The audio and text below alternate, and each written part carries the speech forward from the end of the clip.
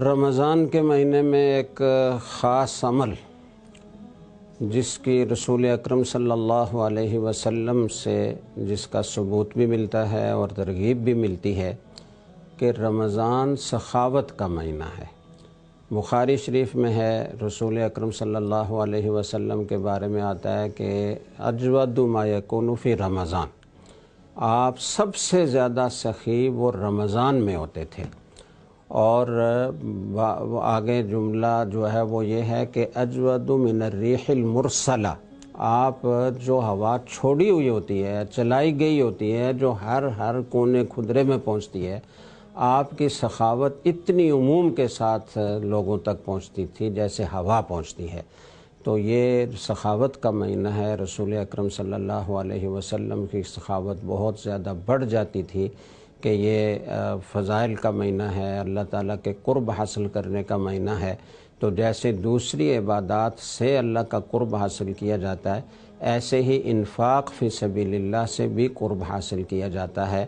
اور حدیث میں آتا ہے، بخاری ہی کی روایت ہے، لا حسد الا فی اثنتین، رسول اکرم صلی اللہ علیہ وسلم نے فرمایا کہ جتنی بھی قابل رشک خصلتیں ہو سکتی ہیں، ان میں سب سے زیادہ جن پر رشک کیا جا سکتا ہے وہ دو خصلتیں ہیں۔ دو خصلتیں ہی حقیقت میں قابل رشک ہیں۔ ویسے تو ہر خوبی پر رشک کیا جانا چاہیے۔ حسد اور رشک میں فرق یہ ہوتا ہے کہ حسد میں حسد کرنے والا دوسرے سے نعمت کے زوال کا متمنی ہوتا ہے کہ یہ نعمت اس سے چھن جائے۔ ظاہر ہے کہ یہ بہت بڑا گناہ ہے اور اس کے دنیا آخرت میں بہت وبال ہوتے ہیں، لیکن رشک وہ اس کی ترغیب دی گئی ہے کہ کسی کو اگر آپ اچھی حالت میں دیکھیں، اس کے پاس نعمت دیکھیں دین اور دنیا کی، تو آپ بھی یہ تمنا کریں کہ جیسے اللہ تعالیٰ نے اسے یہ نعمت عطا فرما رکھی ہے، اللہ تعالیٰ مجھے بھی نعمت عطا فرمائے۔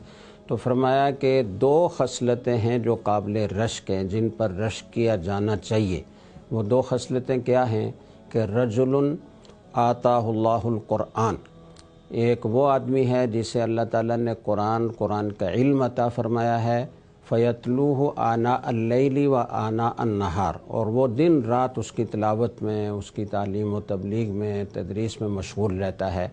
اور وَرَجُلٌ آتاہ اللہ مالا فینفقہ آناء اللیل و آناء النہار، دوسرا وہ آدمی ہے کہ جس کو اللہ تعالیٰ نے مال عطا فرمایا ہے اور وہ اس مال سے دن رات خرچہ، دن کو ضرورت پیش آتی ہے تو خرچ کرتا ہے، رات کو ضرورت پیش آتی ہے تو خرچ کرتا ہے، کسی وقت بھی خرچ سے رکتا نہیں ہے۔ اس حدیث کے الفاظ اس کے علاوہ دوسرے بھی ہیں۔ ایک حدیث کے الفاظ ہیں کہ رجل آتاہ اللہ الحکمہ، کہ اللہ تعالیٰ نے کسی کو حکمت عطا فرمائی ہے، یعنی علم اور حکمت، اور وہ اسی حکمت کے تحت اور اللہ کے دیے ہوئے علم کے مطابق فیصلے کرتا ہے، تو یہ قابل رشک ہے۔ اور رجل آتاہ اللہ مالا فسلطہ علی ہلاکتی، کسی کو مال عطا فرمایا اور پھر اللہ تعالیٰ نے اس مال کو صحیح جگہ پر خرچ کرنے کی توفیق بھی عطا فرمائی، تو یہ دو آدمی ہیں جو قابل رشک ہیں۔ تو ویسے تو ہمیشہ ہی خرچ کرنے کا اہتمام کرنا چاہیے، موقع بموقع، لیکن میں نے جیسے عرض کیا کہ رسول اکرم صلی اللہ علیہ وسلم کی سخاوت وہ رمضان میں بہت زیادہ بڑھ جایا کرتی تھی، تو رمضان میں خرچ کرنے کا بہت زیادہ اہتمام کرنا چاہیے، اور اس کے لیے کوشش یہ کرنی چاہیے کہ ہمارا مال ایسی جگہ پر خرچ ہو جو سب سے بہترین ہو۔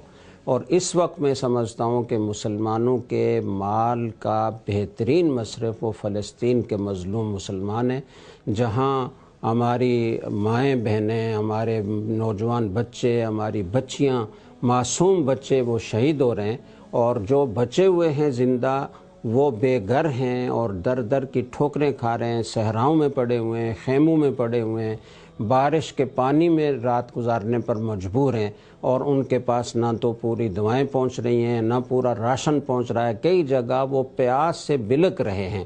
اور کسی جگہ اگر پانی کی کوئی ٹنکی ہے تو میں نے بچوں کو بعض کو دیکھا ہے کہ وہ انگلی اس میں لگا لگا کر اپنے منہ میں ڈال رہے ہیں کہ کچھ ہماری زبان گیلی ہو جائے۔ ایک بچے کو دیکھا کہ وہ صحرا میں کسی جگہ گھاس وہ اکھیڑ کر تو وہ گھاس کھا رہا ہے۔ تو ہم جو اتنی نعمتوں میں ہیں، دن رات پتہ نہیں کیا کچھ ہم استعمال کر رہے ہیں، پہننے کے لیے، کھانے کے لیے، اور اپنی عیاشی اور راحت کے لیے، تو ہمیں اللہ کے سامنے جواب دینا پڑے گا۔ ہونا تو یہ چاہیے تھا کہ مسلمان حکمران وہ سارے کے سارے اکٹھے ہوتے اور فلسطین کی مدد کے لیے پہنچتے اور اسرائیل کو منہ توڑ جواب دیتے۔ اتنی بڑی امت کے ہوتے ہوئے اسرائیل جو اتنا چھوٹا سا ملک ہے، وہ ہمارے مسلمانوں کے ساتھ یہ کچھ کر رہا ہے اور اس طرح کا جبر اور ظلم و ستم کے پہاڑ ڈال رہا ہے، اور ہمارے حکمرانوں کے کانوں تک جوں تک نہیں رینگتی، اور وہ اپنے اپنے مشغلوں میں ایک دوسرے کو گرانے اور چڑھانے میں لگے ہوئے ہیں۔ تو یہ کتنی افسوسناک بات ہے، اس پر جتنا افسوس کیا جائے کم ہے۔ اللہ ان کو توفیق عطا فرمائے۔ لیکن عامت المسلمین کیا کر سکتے ہیں؟ ایک تو دعائیں کر سکتے ہیں۔ دعا کو معمولی نہ سمجھیں، دعا بہت بڑا ہتھیار ہے، اور اس وقت ہم اپنی ذات کے لیے جتنی دعائیں کرتے ہیں، ہماری کوئی دعا فلسطین کے مظلوم مسلمانوں اور وہاں کے مجاہدین کے لیے دعا سے خالی نہیں ہونی چاہیے۔ ہم دعاؤں میں ان کو خوب یاد رکھیں، اور ہر نماز کے بعد دعا کریں، تہجد کے بعد دعا کریں، قبولیت کے اوقات میں دعا کریں۔ اذان اور اقامت کے درمیان کا جو وقفہ ہے، یہ قبولیت دعا کا وقت ہوتا ہے۔ فرض نماز کے بعد قبولیت دعا کا بہترین وقت ہے۔ سجدے میں دعا زیادہ قبول ہوتی ہے۔ تہجد کا وقت بہت زیادہ قبولیت دعا کا وقت ہے۔ تو ان اوقات میں ہم ان کے لیے دعاؤں کا اہتمام کریں۔ دوسرا یہ کہ ہم ان کے لیے مال بھیجیں۔ ان کے لیے سامان بھیج سکتے ہیں تو سامان بھیجیں، لیکن ظاہر ہے کہ ہر مسلمان یا عام لوگ سامان نہیں بھیج سکتے۔ تو جو معتبر تنظیمیں اس سلسلے میں کام کر رہی